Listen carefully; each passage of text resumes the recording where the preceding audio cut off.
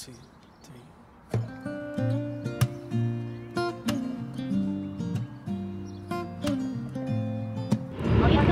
Hello guys, welcome to another edition ng ating travel vlog.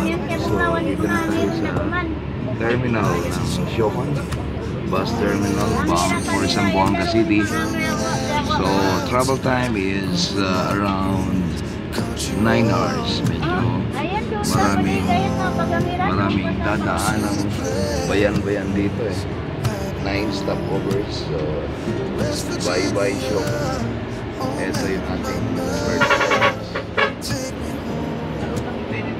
So dito hindi punuan kahit na 10 lang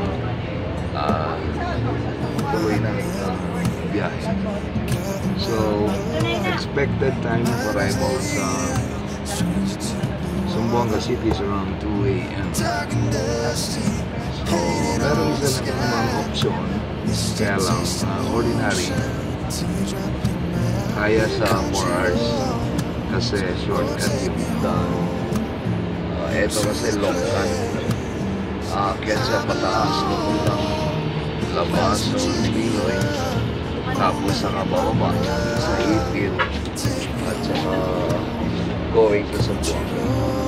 So marami raw stopover pa. Mananawa tayo sa akyat pa ba? Tamang-tama lang at issue rin tayo sa Ihis. Ganda rin yung maraming stopover Diyos para nakakita tayo sa Siocon. Very rural, para ka lang nasa mga bayan sa Batangas like Nasugbu, ganito ang forma ng Nasugbu, Tuwi, Balayan. So mga ganyang forma, napaka simpleng buhay lang, kaya lang marami sa tao rito lumilipat na sa Zamboanga City dahil meron dito mga rebelde, MILF, malapit lang dito sa bayan, and mahilig sila mag-kidnap sa mga tao. So eto muna guys, see you again later. Tingnan natin yung mga magandang views, scenery sa biyahe natin. Have a good day. Okay,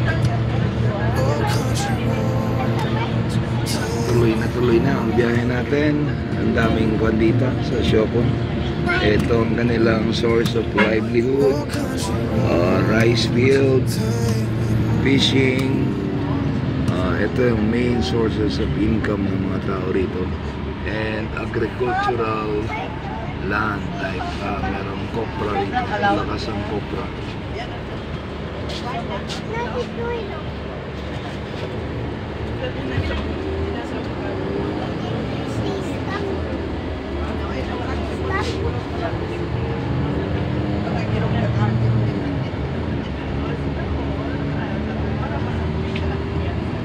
Meron din daw ritong sa bundok na Palakata. Yan yung puno kung saan ginagamit para sa plywood. Palakata yung pangalan ng puno.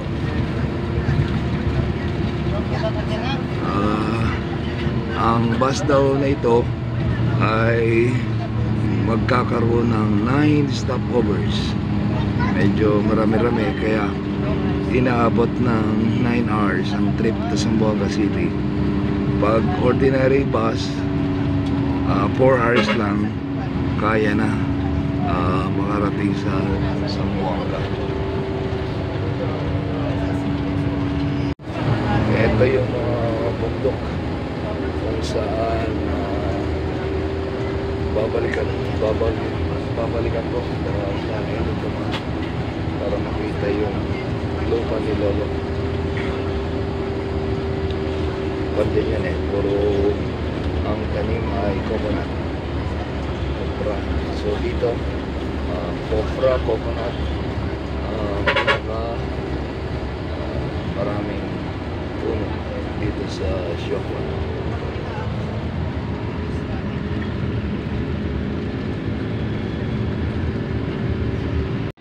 So andito tayo ngayon sa Baligyan, first stopover sa trip natin going to Zamboanga City.